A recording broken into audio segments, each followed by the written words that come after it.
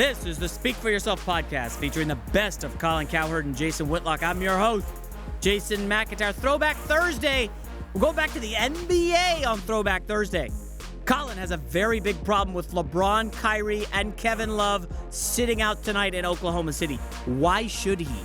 Okay? What's the problem with LeBron getting a night's rest? They played last night.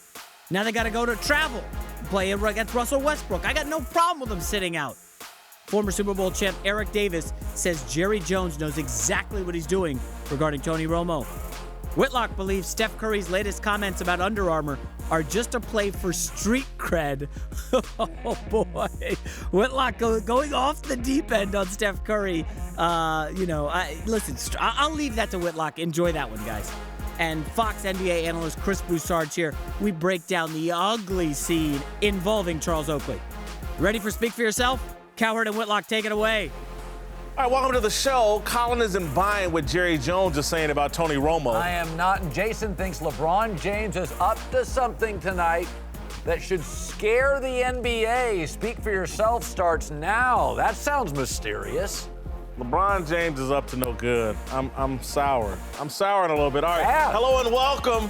Joining Colin and I today on the Fox Sports panel is Chris Broussard and Super Bowl champion Eric Davis. Let's start in Oklahoma City, where the Cavs play tonight. But according to Tyronn Lue, there's a good possibility LeBron, Kyrie, and Kevin Love will not be on the court. Yeah. Maybe not coincidentally, the game is set to be broadcast on TNT, where Charles Barkley has been very critical of LeBron recently. Colin, do you have an issue with the Cavs sitting in the Big Three tonight? Yes, I think it's a lousy look. We just finished an NFL season where Jordy Nelson played with broken ribs and Alec Mack played with a broken leg. Guys got the sniffles tonight. They're tired. Okay, I have defended LeBron. Who has carried this league for a decade. I've said if he wants 3 days off, I'm good. Now we are getting to a point in the NBA where multiple stars are sitting the same night. Last night, D. Wade, Jimmy Butler out. You ain't watching the Bulls for the fourth option. Okay, this is an issue. These are the most expensive tickets in professional sports in America. People go to one game a year. I did as a kid, one Sonic game. That's what we could afford. When you have multiple stars sitting out, that is, when you compare it to the NFL, where players play in lousy weather, they can be cut, they play hurt, there are similarities between working Americans and NFL players. You'll be fired tomorrow. I think it's a terrible look for the NBA. Man, you've made a great point when you similarities between working America and NFL players. And when I look at the NBA, it's a league of elites right now. It's a league of elites that are pretending, posturing that they're with the people, but they carry themselves like elites. I'll show up and play when I want to play. Johnny, you may show up in Oklahoma City. I may or may not be there, and you'll be good with it. I will tinkle on you and tell you it's raining, and you'll pretend like it's rain. The NBA has a problem. And if not for the NBA being the darling of left-wing sports media, this would be getting addressed and corrected. Either shrink the schedule or make them play. You can't keep doing this to the fans. I'm going to throw this at you. Yesterday, Charles Oakley did a bad thing, right? But he is beloved in New York. Yep. More than Allen Houston. Yep. Now think about this, because Charles Oakley's a working class player. Agreed. Allen Houston, he's upstairs. I mean, Allen Houston is executive. So what are the New Yorkers like? This is a big coastal elite city. They like working class guys. In Detroit, they love their Dumars and their Lambier. Okay, they loved Rambus in L.A. Yeah. We can talk about the stars, Well, but not this is as much as Magic and Kareem and Worth. He was like, But what about way this whole down thing? on the The totem pole. relatability factor.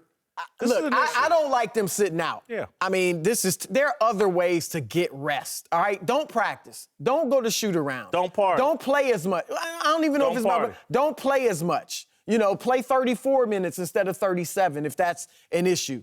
All right? Sit out a home game if you must, where they get to see you 41 times a year. This is terrible in that regard. I don't think the difference with football is that there's only 16 games and they don't have the guaranteed contracts. So a guy can get cut, you know, and whereas the NBA, it's guaranteed and But you can sit out. That falls to the average fan as I can relate. When you have again, I'll give LeBron the pass. I'm okay. Shaq missed time. But multiple stars in big TV Kyrie's games 24, on the road. 25 years old. And the benefit of having a big three is you could sit one guy and still have two stars play. If Kyrie and Love were playing tonight, it still would be an exciting game to watch. Now it's going to be terrible if You're okay with this? Yes, I'm okay with it. Why? I'm listening. I'll tell you why, because that's just the part. You pay your tickets and they may not be there. No, I'm not an elite. I'm that football player that you said is that working American. I did it. I played the game. I used to be. You're an But elite. no. I'm not. Beverly Hills. This is the thing. This is why you put my business out there, man. This is one of the things that I have a problem with from you three. Yep. You don't have a problem back when Peyton Manning and his Indianapolis coach had already secured home field advantage, right? And Edgerrin James and Marvin Harrison and Peyton Manning wouldn't play one of those games. Hold on. Everybody would say, rest those guys. You need to sit them down. No one cared about game working. at the end of the season. But you think about the percentage of how many games you have in basketball compared to the percentage of games in football. That's a major percentage. Risk is much more significant. Wait, Nobody's stop it. upset when LeBron took the last week of the year cares off about the end. for the playoffs. This is a regular season game where they've got 9 days off of the next 7. But it doesn't matter if that coaching staff decides to rest them in this game. If they are in position to do so, shame on your team for not being in position to rest someone. I get what you're from Alabama. Suppose you took your child to the Atlanta Hawks game. Only chance to see LeBron. But if you had only chance to see LeBron, you done spent your money, you've driven to Atlanta, whatever. I got it. All Get there, and he three, doesn't. They don't show up. That crushes people, man. I get what you're saying, but you already know, just like we're talking about this right now, I wouldn't be driving because I know they're not playing. No, but you don't know. Let's say you bought the ticket at the beginning of the season. And that's a part of what happens. It's no different than I have to pay for my season tickets or I get my tickets to watch football players play. And this past season, everyone was saying, and Dak Prescott had become a star on that team that people wanted to see play. But everyone was saying, put Tony Romo in and let him play. The game at the end of the year. But what I'm saying is that there were so many people saying, why would you let him play? You don't want to risk his injury. It happens in every sport. I have no problem with all these stars sitting out the last week for the playoffs. That doesn't bother me at all. I get that. As a fan, I get that. There's a payoff. I want my guys healthy. I don't want them twisting an ankle. But, man, we're seeing now, this is first half of the season. No, I get it. Kyrie's 24 years old. But if the coach tells these guys, if the organization says don't play, it ain't the coach. Everyone always says that these players are running it like that. I think they are. No, I don't think so. Whoever made the decision, why sit all three?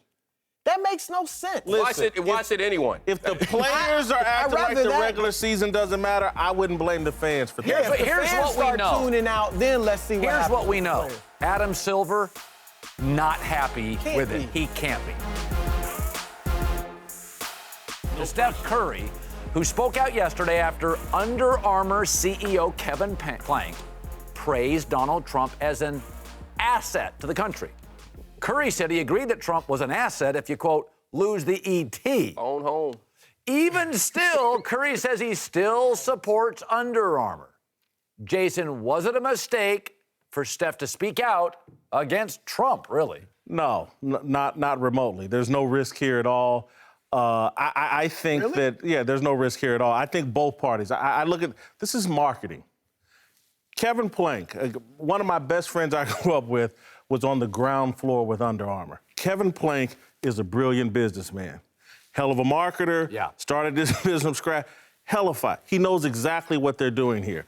Bryce Harper went into the toilet. Cam Newton went into the toilet. Jordan Spieth went into the toilet. Steph Curry, overshadowed on his own team. You're right. Shoe sales that they put out went into the toilet with Steph Curry. So Kevin Plank goes on TV and makes very benign comments about Donald Trump.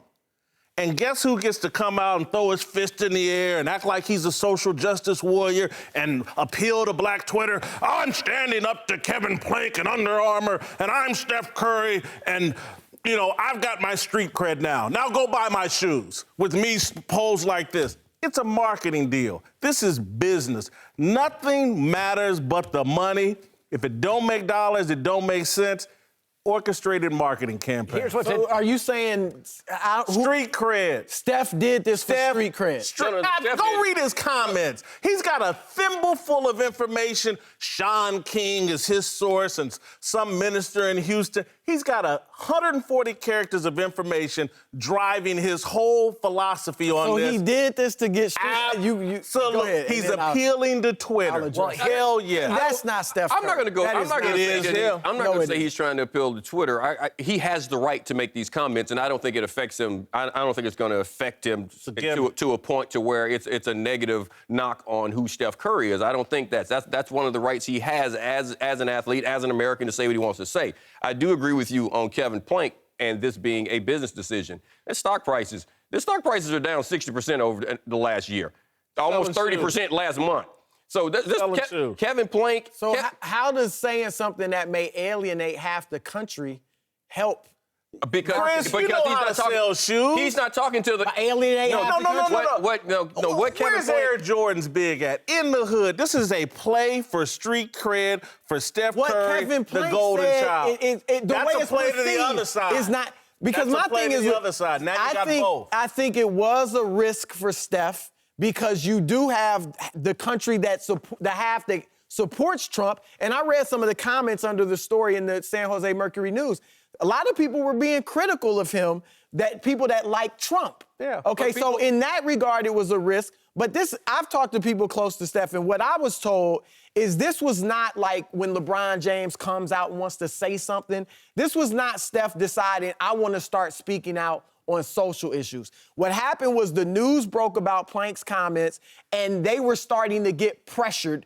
What's Steph gonna say? What does he think about this? And then he knew he was gonna have to answer these questions, so they decided, let's get out in front of it and make a statement. He met with Kevin Plank. They talked. He found out, everything that was going on.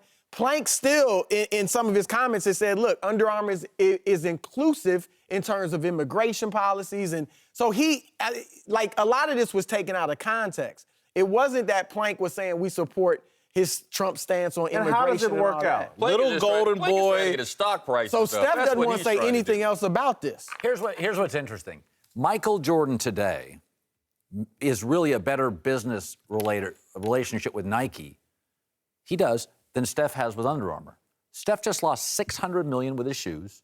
Thank you. He's now not the best player on his own team. Thank you. He was dominated in the finals by LeBron and Kyrie. You. I'm just going to ask you this. If you're Kevin Plank, and today you could cut ties with Cam and Steph, and Nike would never cut ties with Jordan.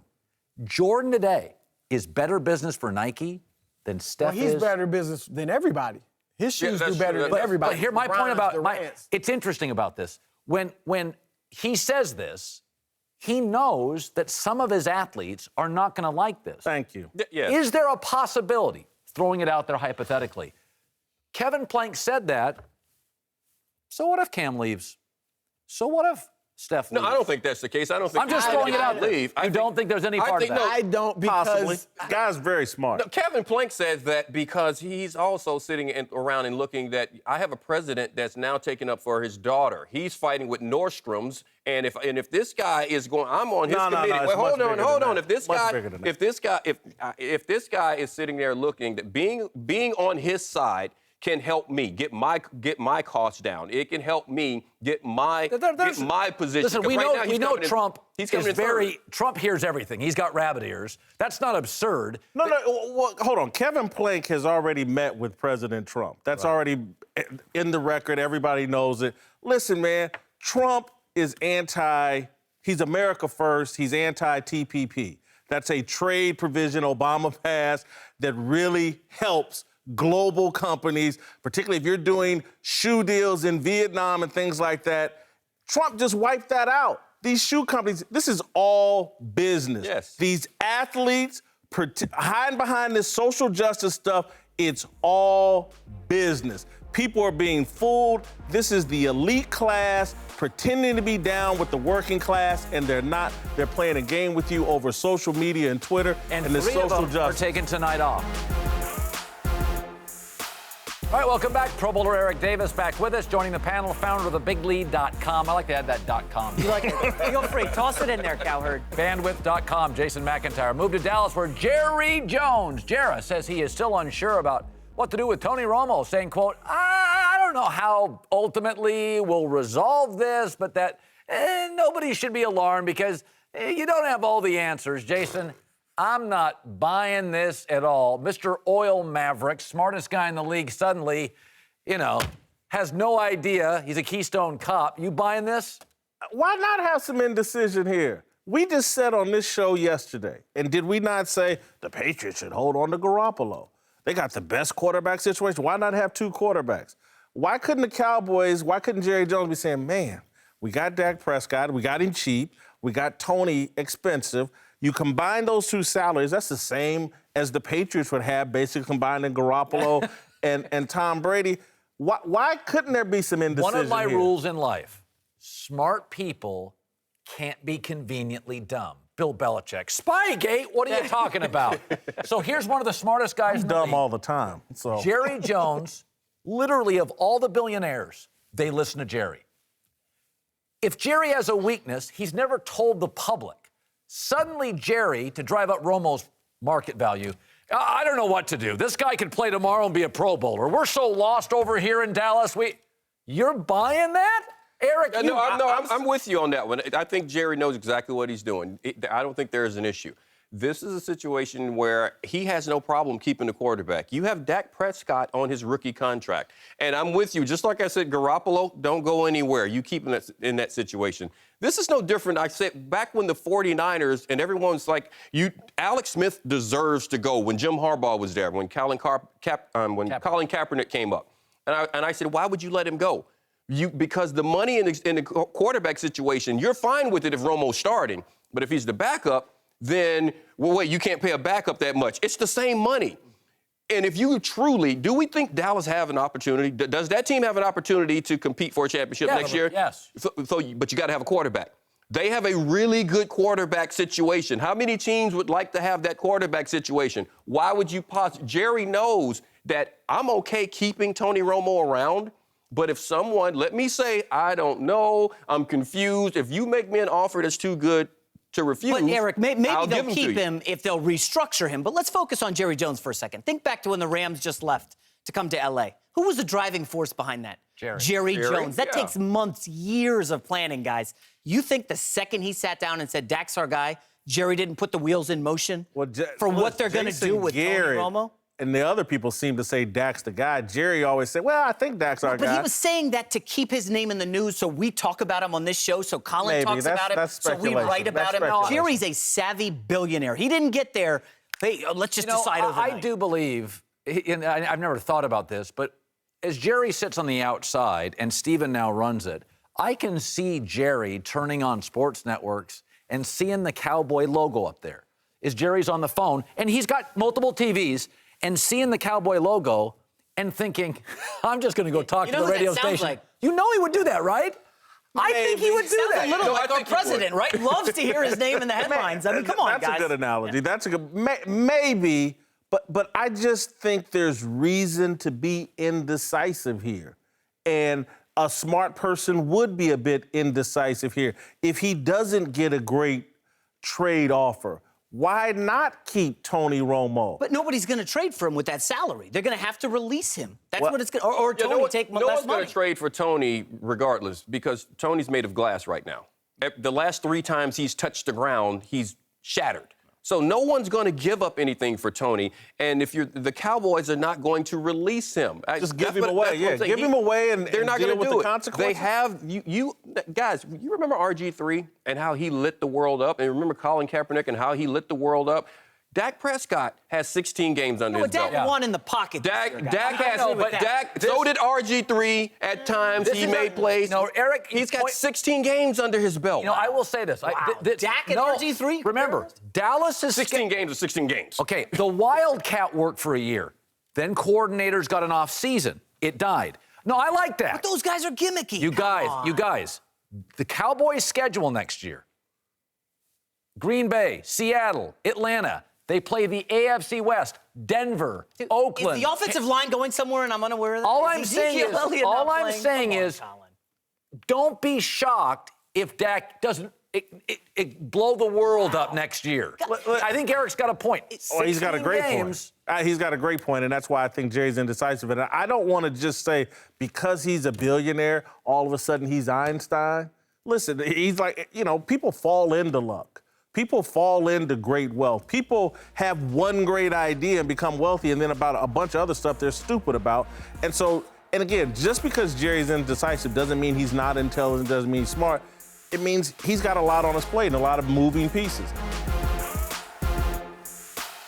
Well, Jerry also spoke yesterday about the recent Hall of Fame snub of former Cowboys receiver Terrell Owens, saying T.O. was, quote, a plus for his team. Jerry was joined by Steve Young, who said Owens worked as hard as Jerry Rice and should be in the Hall of Fame. But Hall of Fame quarterback Dan Fouts, who was in the room for the vote, defended the decision to keep Owens out. I think his numbers are very worthy, but again, on the other side of it, I think, his actions on and off the field, on the sideline, in the locker room, and the fact that he played for so many teams, it was such a great player. The question to me always comes back to, if he was so great, why would those teams get rid of him? And I think we all know the answers. Colin, will T.O. ever get into the Hall of Fame? I think, yeah, eventually. I'd put him in, you wouldn't. But just let me throw this out there. We grew up in a world where the newspaper columnists really control the media. Now it's more television, right? It used to be that newspaper people really they were the power brokers of the American media. And about 20 years ago, everything changed. Newspapers, Craigslist.com. Internet, killed World Wide Web. So how do newspaper people, who are primarily the Hall of Fame voters, how do they show power today? Has anybody else noticed in the last 10 years how many agendas with Hall of Fame voting that didn't exist 20 years ago? Baseball, yeah. This is the last power grab by the baseball, football, basketball. I like that. As a new media guy, I love You're that. one of the few columnists that still has a voice. Don't Because the hat and the looks. You used my exact words. I said it's a power grab. That's what this is. That's the Hall of Fame voter. You're grasping at straws. Mike Haynes, Hall of Fame corner. The reason I wanted to be a corner, I was an offensive guy growing up. I wanted to be a cornerback because of Mike Haynes. I asked Mike Haynes about he has the gold jacket. And I asked him, what does it take to be on your team? And this is what he told me. He said, it's really simple, Eric, 3 things. He said, in my mind, you're a Hall of Famer. He said, if your numbers are to a point to where they can't be denied. If that you did something you did something to where you changed the game, to where the history of the game can't be written. Like the way LT played the game or the way Bill Walsh innovated this offense. The game would not be the same without you. He said, or you were just one of the most dominant players of your time. You look at T.O., you look at his numbers, can't be denied. You look at T.O. with the time that he played, he's a 5-time All-Pro by the writers who don't want to write him in right now. How can you not put the guy in? If Mike Haynes were a Hall of Fame voter, I would be right there with you. Again, Mike Haynes was a great athlete. Great athletes make history. Sports writers record history. Understood. And take care of it. So again, whether we like it or not, and I believe that more athletes should be involved in the Hall of Fame selection process. Yes. But that's not the system we have right now. The people that record history and have traditionally recorded history. This has been going on long before you were born, that writers have been recording and writing history, not athletes. But you're saying there are no agendas. I'm saying there are agendas, and I've written about them, and I've been critical of the Hall of Fame process. As it relates to what's going on with T.O., this isn't some out-of-control agenda. Terrell Owens, show me the history where he was bad to reporters. The knock on T.O., bad to teammates, bad to coaches. Hold up. Show me, where is it? So what's the agenda against T.O.? He's too tall? Didn't hand the football to referees when he scored touchdowns. He celebrated too much. It is the media's last, the writing, the print media's last power. Not T.O., though. But I see. Here's the power that they do. Shilling. Not that. Here's the power that the media does exercise as it relates to the Hall of Fame. They're more about getting people in that that don't deserve it, and I was the voter that got so-and-so in. That's the power. And call me back. I'm a Hall of Fame voter, talking to athletes and things like that. I've seen guys get into the Hall of Fame because the Hall of Fame voter is too powerful. The guy that represents the guy in the room or makes the case, he's too powerful and gets unqualified people in. Keeping a guy like T.O. out, based off of everything I've been hearing from people that were actually in the room. It's just locker room divisiveness, correct? It's an issue about did he contribute to an overall winning environment. The quality of the room. Let me use one word, Eric. Hold on. Let me get one word in. This is totally summing up everything. Online, the one word is gatekeepers. That's what newspaper writers were. They used to record history. Now it's the internet. The internet guys What are they, writers? Yes, they're writers. 46 of 48 Hall of Fame voters were writers. 46 of 48. And they've lost all They their are power. the gatekeepers. That's the only thing they got left. All right, go ahead. Now, what's being said about Terrell Owens that I'm hearing from most of the people that are saying he shouldn't be in is that he was the divisive force in the locker room and on his teams. How divisive would it be if you have a teammate that is actually urinating on guys' cars? That's urinating in different guys' lockers at times, that actually had trips upstairs to where he urinated on administrators' offices. Charles Haley? Yes. Yeah.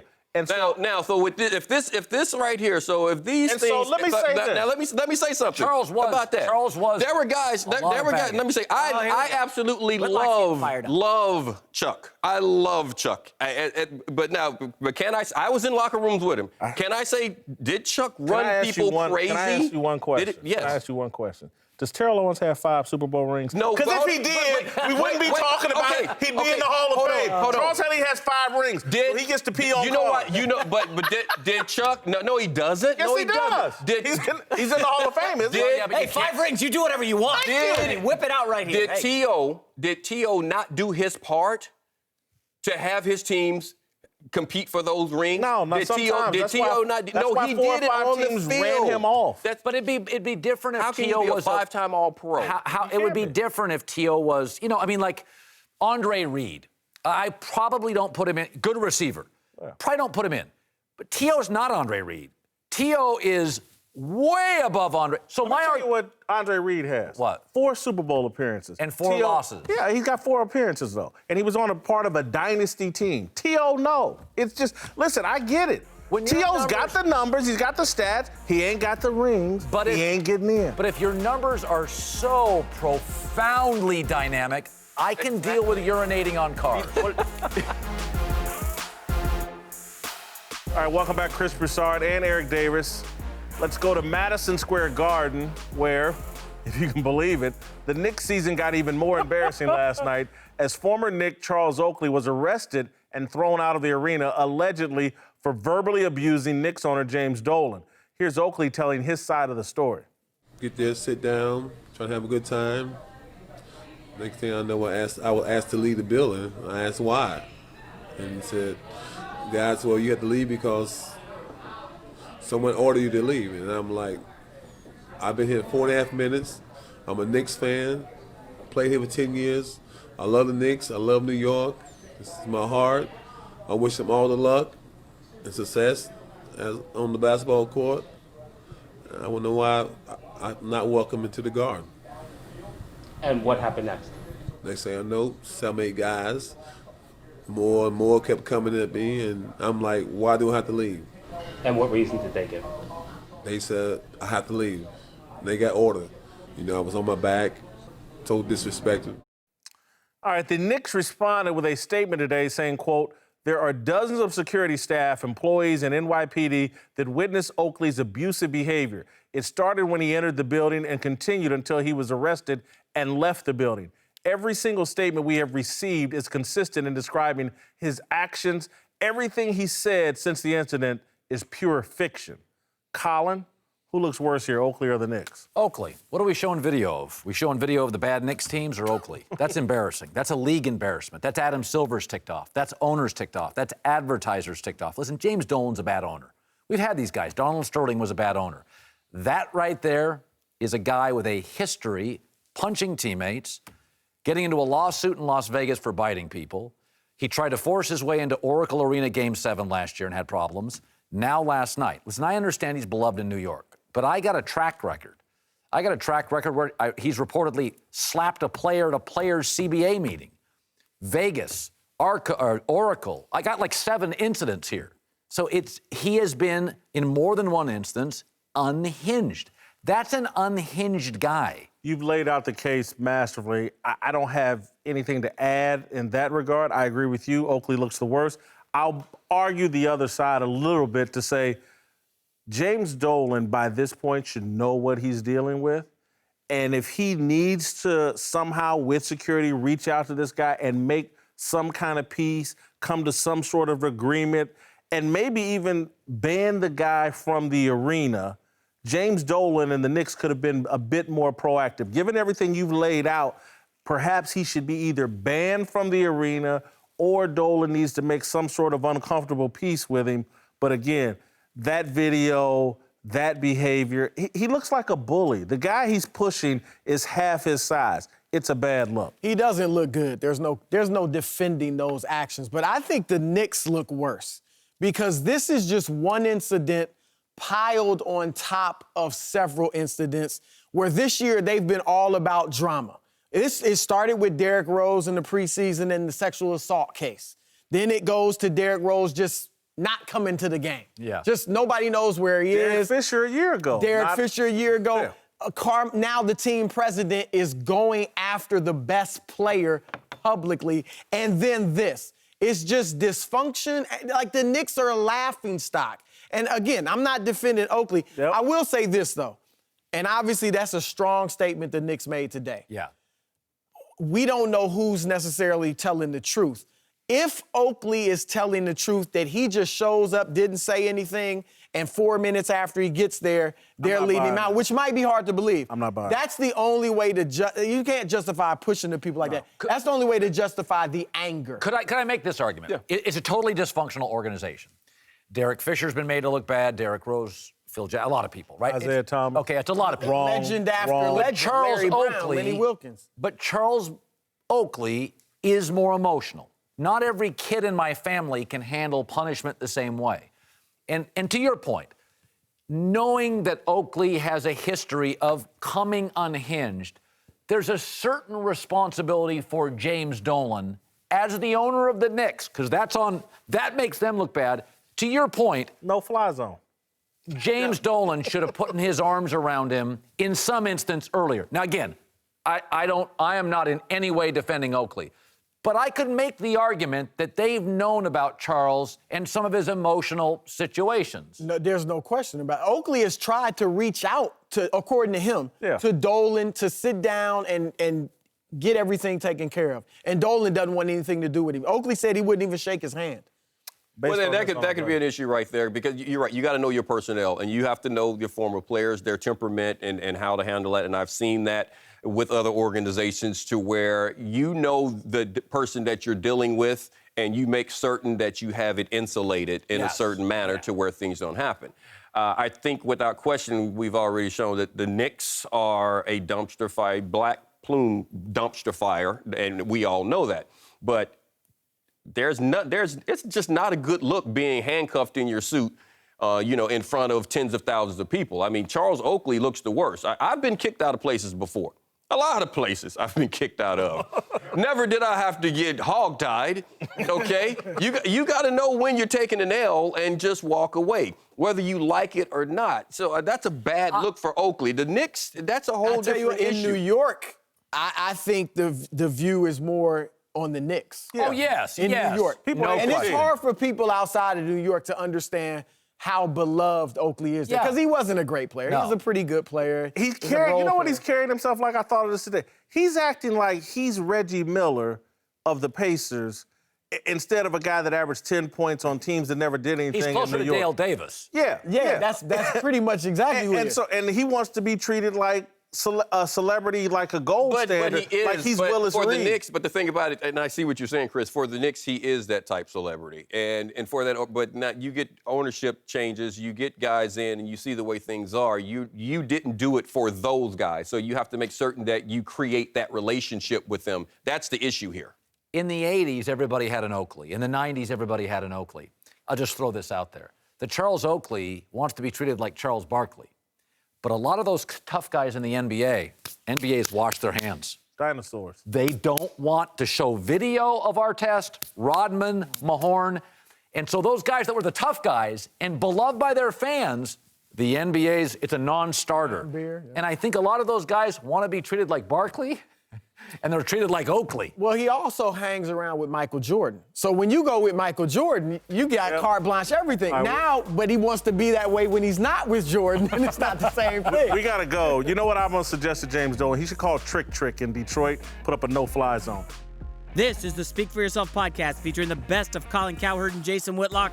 I'm your host, Jason McIntyre. I swear to you, I'm not a Lil Wayne fan, but I thought the analogy was good, and a couple people here really liked it. So I'm going to just remind you, I had a great line about Lil Wayne. Thanks, everybody, for listening. Subscribe to the podcast on iTunes. Follow the show, Twitter, Instagram. Hit us up on Facebook. We will take your questions. I want to just squeeze in a quick word on Charles Oakley and the bumbling Knicks. Listen, the James Dolan situation is awful. He has been just destroying the Knicks from the inside for almost 2 decades now. The Phil Jackson decision has been terrible. Carmelo's been awful. It's a disaster, and I feel bad for pumping up the Knicks earlier this year. They were 14-10, I believe 3rd or 4th in the East, and I got excited, and I said they can challenge for the number 2 spot in the East, in the weak East. And boy, have I been wrong. My gosh, have I been wrong. You can't trust the Knicks. They got to gut the whole darn thing. Fired up about the Knicks. We got good NBA games tonight. Maybe good NBA games this weekend. Durant versus Westbrook. We'll talk to you tomorrow.